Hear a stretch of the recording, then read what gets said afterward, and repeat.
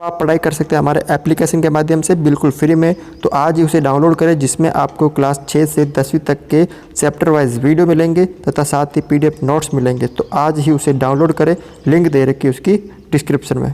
देखिए प्रश्नमाला है 3.3 कक्षा 9 है, निर्देशांक ज्यामिति। उसका पहला क्वेश्चन है कि किस चतुर्थांश में या किस अक्ष पर बिंदु ये स्थित है। क्वेश्चन क्या दे रखा है कि आपको जो निर्देशांक दे रखे हैं ये कौन से चतुर्थांश या किस अक्ष पर स्थित है ये आपको बताना है, और कार्तीय तल पर इनका निर्धारण करके अपने उत्तर सत्यापित कीजिए। पहले तो ये बताना है कौन से चतुर्थांश में स्थित है, फिर इनको उस पर दर्शाना भी है, ठीक है ना। तो अब यहाँ पे करते हैं। देखिए पहला है -2 और 4। अब यहाँ पे कौन सा है, इसका देखो x का तो माइनस है और y का क्या है प्लस। देखो मैंने आपको बताया था इस तरह के होते हैं 4 चतुर्थांश, ये पहला, ये दूसरा, ये तीसरा, ये चौथा, ठीक है ना। ये मैंने आपको पिछले वीडियो में बताया था। ये होता है, इसमें होता है प्लस प्लस के निर्देशांक। कौन से निर्देशांक होते हैं इसके अंदर, प्लस प्लस के। इसके अंदर होता है माइनस प्लस का। कौन सा होता है, माइनस प्लस का। इसके अंदर दोनों ही होते हैं माइनस माइनस के, और इसके अंदर होता है प्लस माइनस का, ठीक है ना। अब यहाँ पे देखो ये कौन सा निर्देशांक है, माइनस प्लस का। माइनस प्लस मतलब दूसरे में, तो आप लिख सकते हो द्वितीय चतुर्थांश। कौन से चतुर्थांश में स्थित है ये, द्वितीय यानी दूसरे में स्थित है। दूसरा बिंदु देखिए यहाँ पे दूसरा निर्देशांक दे रखा है 3 और -1। देखो प्लस और माइनस, प्लस माइनस कौन से में स्थित है, चौथे में, यानी चतुर्थ चतुर्थांश, यानी चौथे चतुर्थांश में। अगला देखो तीसरा है -1 और 0। अब यहाँ पे देखो 0 ना तो माइनस का होता है ना ही प्लस का होता है, ये आपको ध्यान रखना। अब यहाँ पे देखो क्वेश्चन में आपको क्या दे रखा है, चतुर्थांश या अक्ष पर। अब ये देखो दोनों बिंदु थे, अब 0 न तो माइनस का होता है न ही प्लस का होता है, तो ये कौन सा है, ये कौन सी आपको वैल्यू दे रखी है, x की दे रखी है ना, यानी x अक्ष दे रखी है ना, -1 दे रखा। अगर 0 होता तो ये मूल बिंदु होते हैं। अब यहाँ पे x अक्ष का दे रखा, y का नहीं दे रखा। अब आपको ध्यान रखना, नोट में लिखना है, नोट में ध्यान रखना है, जब x का निर्देशांक 0 तथा y का कुछ भी दे रखा हो तो वह y अक्ष पर स्थित है। यानी x का 0 दे रखा है और y का दे रखा है, जैसे मान लीजिए यहाँ पे 0 और 5, तो ये कौन से चतुर्थांश में स्थित होगा, मतलब अक्ष पे स्थित होगा, y अक्ष पे। इसी तरह जब y का 0 तथा x का दे रखा हो तो वह x अक्ष पर स्थित होगा।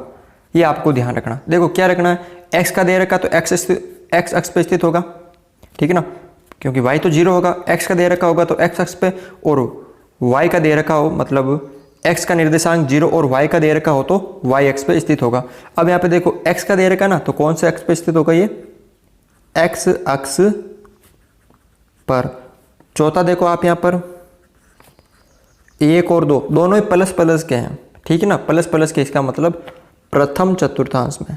कौन से में होंगे, प्रथम चतुर्थांश। पांचवा देखो अगला है -3 और -5, दोनों ही माइनस माइनस के ना, तो ये कौन से में हो गए आपके, तृतीय में, तृतीय चतुर्थांश में, ठीक है ना। तो इस तरह से आप इसको कर सकते हो। अब आगे क्या बोला आपसे, ये तो आपने बता दिया कि कौन से चतुर्थांश में स्थित है, ठीक है ना। अब आपसे बोला है कि कार्तीय तल में इनका स्थान निर्धारण कर अपने उत्तर को सत्यापित कीजिए। देखो ये बताना है कि आपने जो बताया वो सत्य है या गलत है। ठीक है। तो अब यहाँ पे देखो ये कौन से में, -2 और 4, -2 x का है, कहाँ पे है, ये रहा, ठीक है। देखो x का -2 और प्लस का 4 ये रहा, ठीक है ना। तो इस तरह इसको दर्शाना, ये कहाँ पे आएगा, यहाँ पे, इस तरह इसको मिला देना है, ठीक है। इस तरह स्केल की सहायता से इसको थोड़ा सा मिला देना है। यानी ये कौन सा हो गया, -2 और प्लस का 4। अगला है प्लस का 3, यानी x का प्लस का 3 ये रहा, और माइनस का 1, यानी ये कौन से में, देखो प्लस का कहाँ पे है, ये रहा 3, और y का -1 है, कहाँ पे, ये रहा। तो यहाँ पे होगा, इनको ऐसे मिला लेना इस तरह से, ठीक है। ये हो गया आपके 3 और -1। अगला है आपके -1 x का, और y पे 0 है, मतलब ये y पे 0 हो गया, ये x हो गया, ये वाला हो गया, ठीक है ना। यानी -1 और 0। अगला है 1 प्लस का और y का 2 यहाँ पे, ठीक है ना। इसको ऐसे मिला लेना है। उसके बाद माइनस का 3 ये रहा, और माइनस का 5, देखो दोनों माइनस के तो इसमें आएंगे ना, तो माइनस का 3 और माइनस का 5 यहाँ पर आएंगे। ये x पे तो -3 और y पे कितना चलना, अब -5 चलना, इस तरह। ये हो गया आपके -3 और -5, इस तरह आपको दर्शाना है। तो देखो ये पहला है, दूसरे में आ गया, ये है चौथे में, देखो ये आ गया, ये है x अक्ष पे, ये रहा, ये प्रथम में है, और ये तीसरे में। ये पहला होता है, ये दूसरा होता है, ये तीसरा चतुर्थांश होता है, और ये चौथा होता है, ठीक है ना। तो इस तरह से आप इसको सरल कर सकते हो। दूसरा क्वेश्चन देखें आप यहाँ पर कि अक्षों पर दूरी का उपयुक्त एकक लेकर नीचे सारणी में दिए गए बिंदु को तल पर आलेखित कीजिए। तो देखो पहला ये x अक्ष का दे रखा है, ये y का, तो इसके निर्देशांक क्या हो जाएंगे, -2 और 8, x का -2 और y का 8। दूसरा क्या हो जाएगा, -1 और 7 हो जाएगा। तीसरा क्या हो जाएगा, 0 और -1.25, ठीक है। अगला क्या हो जाएगा, 1x का, y का 3, अगला हो जाएगा 3 -1। अब इनको दर्शाना है। तो पहला देखो कौन से में आएगा, माइनस प्लस, यानी ये कौन से में आएगा, माइनस प्लस है। अब माइनस प्लस कौन से में आता है, ये आपको पता होना चाहिए। माइनस प्लस आता है दूसरे में, ठीक है। अब ये देखो माइनस प्लस, ये भी किस में आएगा, दूसरे में। देखो x 0 है, y दे रखा, तो ये y अक्ष पर, ठीक है। प्लस प्लस पहले में आएगा, प्लस माइनस किस में आता है, प्लस माइनस आता है चौथे में आता है। तो पहले देखो आपको लिखना है -2, ये कौन से में आएगा, दूसरे में आएगा। तो दूसरा चतुर्थांश, ये पहला होता है, ये दूसरा होता है, ठीक है ना। ये कौन सा होता है, आपके तीसरा होता है, और ये चौथा होता है। अब ये जो पहला निर्देशांक है -2 और 8, ये किस में आएगा, पहले दूसरे में आएगा, ठीक है ना। तो देखो x पे कितना है, -2। अब कितने कदम चलना है, 8 कदम चलना है। y पे 8 है ना, तो 8 y की तरफ चलना, इस तरफ, ठीक है ना। तो 1 2 3 4 5 6 7 8 यहाँ पे, ठीक है ना। फिर इसको मिला देना, आपको क्या करना है, इसको स्केल की सहायता से ऐसे मिला देना है। यानी ये कौन सा निर्देशांक हो गया आपके, x का तो -2 और y का +8 हो गया, ठीक है। अगला देखो -1 और 7, ये भी दूसरे का है। यानी x पे कितना है, -1 और कितना चलना, अब 7 चलना, ठीक है ना। तो यहाँ पे देखो 1 2 3 4 5 6 7, इस तरह, ठीक है। इसको भी आपको मिला लेना। ये कौन सा हो गया, -1 और 7 हो गया। अगला देखो आप 0 और -1.25, ये कौन से अक्ष पे है, y अक्ष पे, ठीक है ना। कौन से अक्ष पे है, इस पे, ये तो x हो गया, ये हो गया y।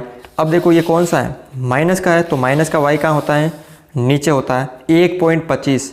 तो एक, उसके बाद देखो ये छोटी छोटी लाइनें कितने की है, यहाँ पे देखो 1.10 1.20, तो यानी लगभग 2 लाइनें, और दूसरी और तीसरी लाइन के मध्य होगा, कौन सा होगा आपकी, 0 तो होगा x का, और माइनस का 1.25, ये होगा यहाँ पर। अगला है चौथा आपके यहाँ पर, ठीक है ना। अगला चौथा है पहले में स्थित होगा माइनस यानी प्लस का 1 और प्लस का 3, पहले में ये वाला प्लस का 1 और प्लस का 3, x पे तो 1 है और y पे कितना है 3, यानी इस तरह 1 और 3, ठीक है ना। इसको ऐसे मिला लेना है, ये हो गया 1 और 3। अगला है आपके 3 प्लस का माइनस का 1,